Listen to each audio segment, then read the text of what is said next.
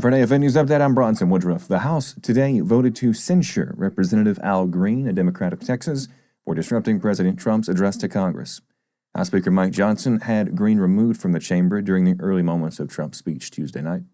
Green stood and shouted at Trump after the president said the November 5th election had delivered a governing mandate not seen for many decades.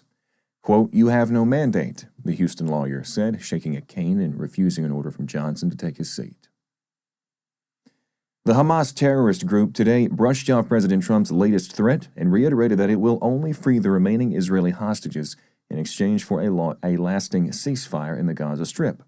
On Wednesday, Trump issued what he said was a last warning to Hamas after meeting with 8 former hostages. The White House, meanwhile, confirmed it had held unprecedented direct talks with the terrorist group.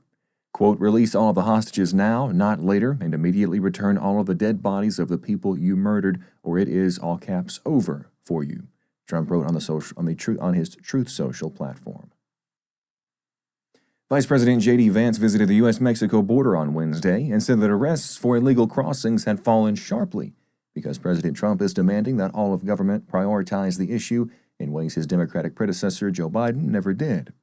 Vance was joined by Defense Secretary Pete Hegseth and Director of National Intelligence Tulsi Gabbard as he took a helicopter tour of the area around Eagle Pass, Texas, around 150 miles southwest of San Antonio. They also visited a Border Patrol facility and sat for a roundtable with Republican Governor Greg Abbott and national, state, and local officials. Vance pointed to arrests for illegal border crossings plummeting 39% in January from a month earlier. Democratic mayors of 4 major cities said Wednesday that Congress and the Trump admin are exaggerating crime committed by immigrants. This as Republicans hammered the policies for shielding criminals and discouraging cooperation with federal officials. The comments came in a hearing before the House Committee on Oversight and Government Reform, where Republicans accused the mayors of putting their cities in danger and undermining President Trump's deportation efforts. Republicans have repeatedly highlighted crimes committed by illegals, with Representative James Comer opening the hearings by saying the policies, quote, "only create sanctuary for criminals."